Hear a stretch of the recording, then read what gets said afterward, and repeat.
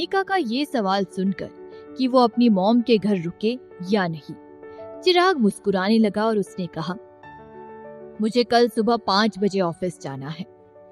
अनिका ने हाँ में अपना सर हिलाया और जल्दी से अपनी मॉम की ओर देखने लगी। उसने जोर से कहा, मॉम, कल मुझे सुबह 5 बजे कॉलेज जाना है। मीनल हैरान रह गई। उसी वक्त दादी भी हंसने लगी और उन्होंने कहा, अन्नी, ये क्या पागल जैसी बातें कर रही हो तुम? कौन से कॉलेज के गेट सुबह 5 बजे खुलते? जरा देखो, तुम्हारी मॉम ने तुम्हें एक दिन घर रुकने के लिए क्या कह दिया? तुम बेतुके बहाने बना रही हो। तुम दोनों हस्बैंड वाइफ एक दूसरे से बस अलग नहीं रहना चाहते हो। असली बात तो ये है। दादी, अनिका ने शर्माते हुए कहा। ओके चिराग, अन्नी, तुम लोग अगले वीकेंड आ जाना यहाँ रुकने के लिए, ठीक है? देखो रात बहुत हो चुकी है, जल्दी घर जाओ अब, मीनल ने कहा। ओके मॉम, चिराग ने कहा। और फिर अनिका और चिराग दरवाजे की ओर चले गए। लेकिन 2 कदम लेने के बाद ही मीनल को कुछ अजीब लगने लगा और उसने अनिका से पूछा, अन्नी, तुम्हें क्या हो गया है? तुम्हें तो अभी कुछ देर पहले छोटी सी चोट लगी थी ना, लेकिन तुम्हें देखकर लग रहा है मानो किसी ने तुम्हारी पूरी एनर्जी ले ली है। अनिका अपनी मॉम का ये सवाल सुनकर खामोश रह गई। वो मॉम, अनिका आजकल कुछ ज्यादा एक्सरसाइज कर रही है। शायद कल उसने ज्यादा कर दी होगी, इसलिए उसका चेहरा इतना उतरा हुआ दिख रहा है। चिराग ने बड़े आराम से मीनल को जवाब देते हुए कहा। वहीं दूसरी ओर उसकी निगाहें जय पर टिकी हुई थी।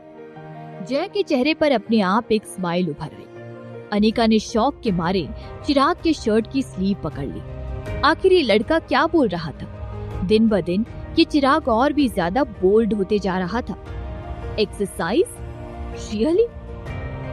एक्सरसाइज? अन्नी, आगे से अपनी बॉडी का ध्यान रखा करो, मीनल ने सीरियस होकर कहा। मैं समझ गई मॉम। दादी, जय भैया, अब हम चलते हैं। अनिका ने सबको गुड बाय कहा और वहां से निकल गई। अपार्टमेंट के दरवाजे से बाहर आने के बाद अनिका ने चिराग के कंधे पर पंच मारते हुए कहा, चिराग, तुमने अभी अभी मॉम को एक्सरसाइज क्यों कहा? How embarrassing. चिराग ने अनिका को उसकी कमर से पकड़कर अपनी ओर खींच लिया। उसकी गहरी निगाहें अनिका पर ही टिकी थी और उसने पूछा, तुम्हें अभी ये सब कुछ एम्बैरेस लग रहा है? कल तो तुम हमारी इस एक्सरसाइज को काफी एंजॉय कर रही थी। चिराग अनिका को चिढ़ाने लगा और अनिका अपने पैरों की उंगलियों पर खड़ी होकर चिराग के हैंडसम चेहरे को अपने हाथों से छूते हुए कहने लगी, नहीं, अब तुम आगे और कुछ नहीं कहोगे। तुम अभी भी इस बारे में बात कर रहे हो? तुम्हारी हिम्मत कैसे हुई? हाँ? चिराग ने अनिका को उसे पिंच करने दिया और प्यार भरी नजरों से उसे देखने लगा। उसकी बाहों में खड़ी उसकी ये यंग वाइफ बहुत खुश नजर आ रही थी। वो इतनी शैतानी आवाज में उससे बात करती थी जैसे कि अभी उसकी जान ले लेगी। इस पल में चिराग को आखिरकार समझ आया कि उसने एक ऐसी लड़की से शादी की थी जो अब भी बहुत यंग थी। उसने अभी इस दुनिया को अच्छी तरह देखा भी नहीं था और उसने ऑलरेडी चिराग को अपनी दुनिया का अहम हिस्सा बना लिया था। चिराग ने अनिका को अपनी बाहों में भर लिया और अपनी गहरी आंखों से उसे धमकाते हुए कहने लगा, तुम यूं मुझे परेशान मत करो। अगर तुमने ऐसा किया तो शायद आज रात भी हम... नहीं नहीं नहीं नहीं, आज रात कुछ नहीं। मैंने सिर्फ कल के दिन ही आराम किया है। तुमने कहा था तुम मुझे अच्छे से रेस्ट करने दोगे। अनिका ने चिराग की ओर अपनी खूबसूरत आंखों से देखा। अनिका की पलकें तितली के पंखों जैसी लंबी थी। अनिका के चेहरे को छूते ही चिराग को महसूस होता है कि कोई तितली अपने पंखों से उसे छू रही हो। चिराग ने अनिका को कस के हक किया और उसके चेहरे को किस करते हुए कहने लगा, वाइफी, तुम मुझे इतना तड़पा क्यों रही हो? तुम बिल्कुल छोटी बच्ची की तरह हो। ओह अच्छा, जरा बताना बच्चा कौन है? चिराग, आज तो तुम क्लियर कर ही दो। अनिका ने चिराग के शर्ट की कॉलर पकड़ ली और हंसते हुए कहने लगी। उसी समय एलिवेटर का दरवाजा खुल गया और चिराग लिफ्ट से बाहर गया। उसने एक बार अनिका की ओर पलटकर भी नहीं देखा। अनिका जल्दी से चिराग के पीछे पीछे जाने लगी। बिल्डिंग की लॉबी से गुजरते हुए लोगों को इग्नोर करते हुए अनिका तुरंत चिराग के करीब चली गई और उसने कहा, चिराग, रुको मेरे लिए। लेकिन चिराग की स्पीड को मैच कर पाना अनिका के बस में नहीं था। चिराग जल्दी से लॉबी से बाहर आ गया और सीढ़ियों से नीचे उतरने लगा। अनिका ने देखा कि वो सच में उसे इग्नोर कर रहा था। वो सीढ़ियों पर खड़ी हुई थी और गुस्से में अपने पैर पटकने लगी। चिढ़ते हुए उसने कहा, चिराग, अगर अब तुम रुके नहीं तो मैं ऊपर चली जाऊंगी अपनी मॉम के साथ सोने के लिए। चिराग अनिका की ये बात सुनकर तुरंत रुक गया। उसने मुड़कर पीछे देखा। उसकी आंखें किसी अंधेरी रात में तारे की तरह चमक रही थी। उसने बहुत प्यारी आवाज में अनिका से कहा, किसने कहा मैं तुम्हारे लिए रुका नहीं? मैं सिर्फ इन सीढ़ियों से नीचे उतर रहा था। मैं तो बस जल्दी से तुम्हें अपनी गोद में उठाना चाहता था। तुम्हारे पैर में चोट आई है ना? Come on. चिराग ने अनिका की ओर अपनी बाहें खोलकर उसे अपने पास बुलाया। ये हुई ना बात। चिराग को अपनी बाहें खोलता देख अनिका का मन भर आया। चिराग के चार्मिंग और स्माइलिंग फेस की ओर देखते हुए मानो जैसे उसके चारों ओर खुशी के पटाखे फूट रहे थे। चाहे वो कितनी भी बार अपने इस हस्बैंड की ओर क्यों ना देखे, वो उसे हमेशा हैंडसम ही नजर आता था। चिराग, हाँ मैं आ रही हूँ। अनिका जल्दी से दौड़ते हुए चिराग की ओर चली गई और चिराग ने जल्दी से उसे अपनी बाहों में उठा लिया। अनिका ने अपने दोनों हाथ चिराग की गर्दन के इर्द गिर्द रख दिए। उसने चिराग के चेहरे को सहलाते हुए उसके गाल पर किस किया और कहने लगी, चिराग, तुम्हें ठंड तो नहीं लग रही है ना?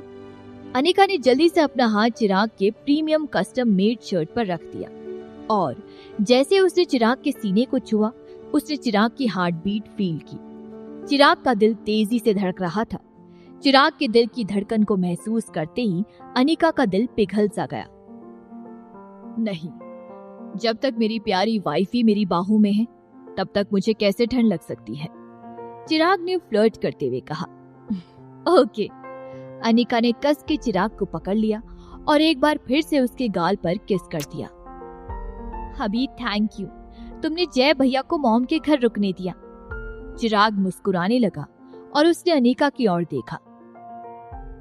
जय भैया, जय भैया, तुम उस जय को ऐसे पुकारती हो जैसे वो तुम्हारे बहुत करीब हो। Wifey, call me baby then. जब अनिका ने चिराग के मुंह से ये सुना तो उसका चेहरा तुरंत टमाटर की तरह लाल हो गया।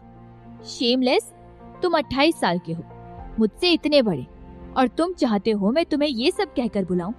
तुम्हें तो अंकल कहकर बुलाना चाहिए। अच्छा जी, शेमलेस कौन है? तुम ही हो जिसे अंकल जैसे लोग पसंद आते हैं, चिराग ने कहा। तुम? अनिका ने कहा। अच्छा, अब कस के पकड़ो मुझे। Your husband will make you fly, okay?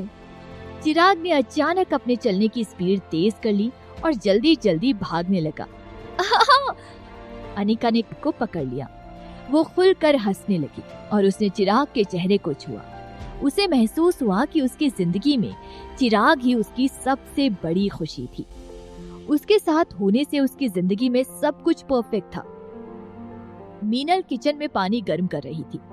उसी पल जय किचन के अंदर चलते हुए आया और उसने मीनल से पूछा, मीनल आंटी, अन्नी और चिराग की शादी को कितना समय हुआ है? मुझे शादी का इनविटेशन क्यों नहीं मिला? क्या उन्होंने वेडिंग रिसेप्शन नहीं रखा था? नहीं, उन्होंने नहीं रखा था, मीनल ने कहा। उन्होंने कोर्ट मैरिज की थी और अभी तक शादी का रिसेप्शन या मेन शादी प्लान नहीं की है। तो फिर वो प्लान क्यों नहीं कर रहे? मीनल आंटी, आपको पता है ना, अमीर फैमिलीज में शादियों को कितना इम्पोर्टेंस दिया जाता है। एक नए शादीशुदा कपल के लिए तो ये करना बहुत जरूरी होता है। और तो और चिराग हाई सोसाइटी का इतना अहम हिस्सा है। कपूर कंपनीज इंटरनेशनल लेवल पर जानी जाती है। अन्नी की शादी कपूर खानदान में हुई है और वो मिसेस चिराग कपूर है।